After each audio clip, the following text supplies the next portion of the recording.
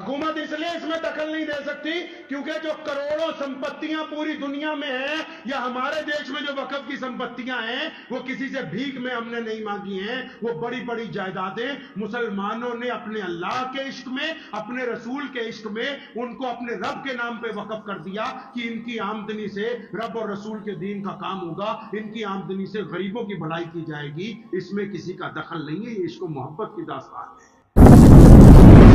اللہ اکبر. یہ آپ نے سنا ہوگا پیچھے وقف کا مسئلہ شروع ہوا ہمارے دیش میں, وقف بورڈ کا مسئلہ. آپ کو پتا ہے بہت سارے لوگ وقف کے متعلق قانون کی باتیں کرتے ہیں, کئی مسلمان 2-2 گھنٹے لگا رہے ہیں. دیسی بات پتا ہے آپ کو, دیسی بات, عام سی بات, وقف ہے کیا؟ وقف بورڈ نہیں, وقف بورڈ تو صرف کسٹوڈین ہے. کسٹوڈین مطلب رکھوالا ہے, مالک نہیں ہے. وقف کیا ہے؟ وقف مسلمانوں کی عشق و محبت کی داستان کا ایک باب ہے. وقف مسلمانوں کی طرف سے اپنے رب اور اپنے رسول کے لیے جو پیار ہے نا, اس کے اظہار کا ایک نمونہ ہے. کسی سرکار نے ہمیں جگہ نہیں خرید کے دی. حکومت اس لیے اس میں دخل نہیں دے سکتی کیونکہ جو کروڑوں سمپتیاں پوری دنیا میں ہیں یا ہمارے دیش میں جو وقف کی سمپتیاں ہیں وہ کسی سے بھیک میں ہم نے نہیں مانگی ہیں. وہ بڑی بڑی جائیدادیں مسلمانوں نے اپنے اللہ کے عشق میں, اپنے رسول کے عشق میں ان کو اپنے رب کے نام پہ وقف کر دیا کہ ان کی آمدنی سے رب اور رسول کے دین کا کام ہوگا, ان کی آمدنی سے غریبوں کی بھلائی کی جائے گی. اس میں کسی کا دخل نہیں ہے, یہ عشق و محبت کی داستان ہے. حکومت بھی اس بات کو سمجھ لے کہ جتنے وقف بورڈ ہیں نہ یہ مالک ہے نہ حکومت مالک ہے, مالک اللہ ہے وقف کا. کیونکہ جس بندے نے وقف کی ہے اس نے یہ لکھ کے وقف کی کہ یہ جائیداد, یہ کھیت, یہ محل, یہ مسجد, یہ دکانیں میں وقف کر رہا ہوں اپنے اللہ کے نام پر. آج کے بعد یہ بیچی نہیں جائیں گی, آج کے بعد ان کی رجسٹری نہیں ہوگی, آج کے بعد فروخت نہیں ہو کیا جائے گا. ان سے کرایہ لائیں گے, اس کرایے سے مسجدوں کو پیسے دیں گے, مدرسوں کو دیں گے, قبرستانوں کو سدھاریں گے, بیواؤں کو پینشن دیں گے, اسکول چلائیں گے, اسپتالوں کو پیسے دیں گے. لیکن یہ جو اللہ کے نام پر جائیداد وقف کر دی, اس کو کوئی مائی کا لال بیچ نہیں سکتا. وقف بورڈ صرف اس لیے بنایا کہ اس جائیداد کی رکھوالی کرے, وہاں سے پیسہ وصول کر کے غریب لوگوں کے اوپر اس کو پیسے کو خرچ کرے. کسی حکومت کو حق نہیں پہنچتا کہ مسلمانوں کے ذاتی معاملات کے اندر دخل کر سکے, کیونکہ وقف کی جائیدادیں اپنے پیسے سے وقف کی ہیں, سرکار سے نہیں مانگا. حکومت کو نہیں کہا ابھی ہمیں 10 مرلے کا پلاٹ دے دو مسجد بنانے کے لیے, قبرستان بنانے کے لیے. ہمارے اکابرین نے اپنی جائیدادیں خود وقف کی ہیں. اب کسی کی رجسٹری ہو, کسی کی اولاد کے نام ہو, کوئی بندہ اپنی جائیداد کسی کو دے دے, کل کو حکومت کہے جی ہم اس میں دخل دیں گے. نہیں بھائی, جس نے پیسہ لگایا, جس نے قیمت لگائی وہ اسی کی ہے. اب جس کو اس کا مالک بنا دیا تو اب وہی مالک اس جائیداد کا مالک ہے, کوئی دوسرا بندہ مالک نہیں بن سکتا ہے. اس کا متولی نہیں مالک بن سکتے. ان میں نہیں اتنی ہمت کی وقف کی جائیداد کو بیچ کے دکھا دیں. وقف بورڈ نہیں رجسٹری کروا سکتا, باقیوں کا تو چھوڑو. جو اس کے رکھوالے ہیں ان کے ہاتھ بھی باندھے گئے ہیں کہ خبردار اپنی حدود کے اندر رہنا, اپنی حدود سے تجاوز کرنے کی کوشش نہ کرو, کیونکہ یہ اللہ کے نام پر رکھی گئی شے ہے. تو یہ رکھی کیوں؟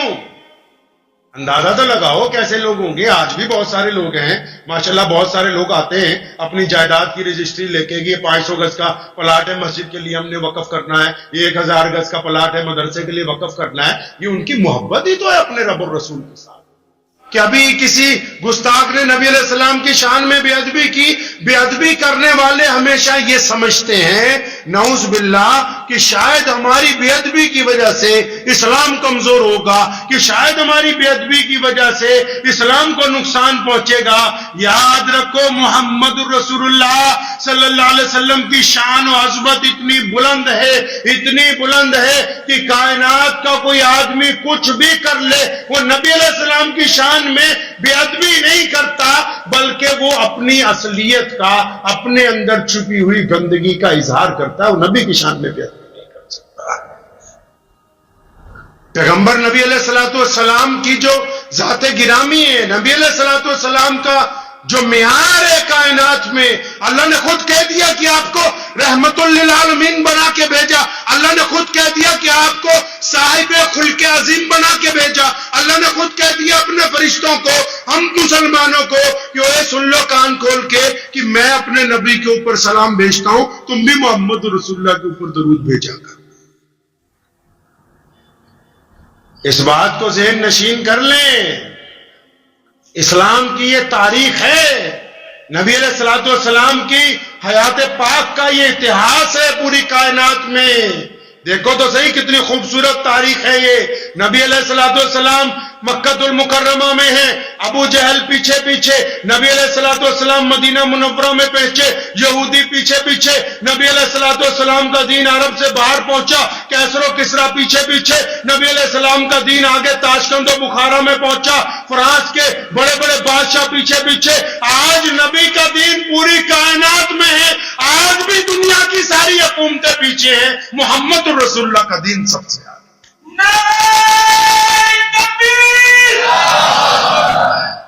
आज भी पूरी दुनिया में रसूलुल्लाह का दीन सबसे आगे। और क्या इससे बेहतरीन सच्चाई चाहिए कि जिस नबी अलैहिस्सलातु वस्सलाम को नौज़ुबिल्लाह रोकने के लिए मक्के के गवर्नर ने, वहां की हुकूमत ने जोर लगाया और फिर पूरे अरब के लोग इकट्ठे होकर बदर के मैदान में नबी अलैहिस्सलाम के खिलाफ पहुंचे, ओहद में पहुंचे, हुनैन में पहुंचे, यरमूक में हमारे खिलाफ लड़े, कैसरो किसरा ने मैदान के अंदर आया, रिनॉल्ड अपने साथ हजार की अजमत को न मानता हो।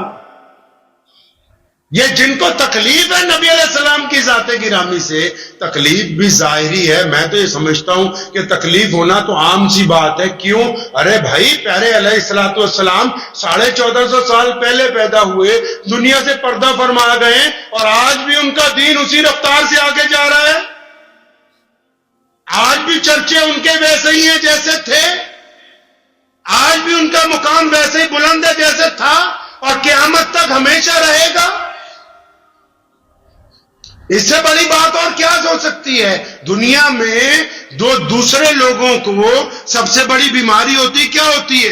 वो हसद होती है। जिन लोगों को नबी अलैहिस्सलातु वस्सलाम से हसद है, वो हसद में खुद ही जल जल के कमजोर हो रहे हैं। नबी अलैहिस्सलातु वस्सलाम में कोई कमी आने वाली नहीं है। मुसलमानों, इस बात को ज़हन नशीन कर लो आप भी कि प्यारे पैगंबर अलैहिस्सलातु वस्सलाम की शान को अपनी जिंदगी में बुलंद रखना हमारी जिम्मेदारी बनती है। मुझे उम्मीद है कि आपको ये वीडियो पसंद आई होगी। अगर पसंद आई हो तो ये आप अपने दोस्तों के साथ शेयर करें और इस चैनल को सब्सक्राइब जरूर करें।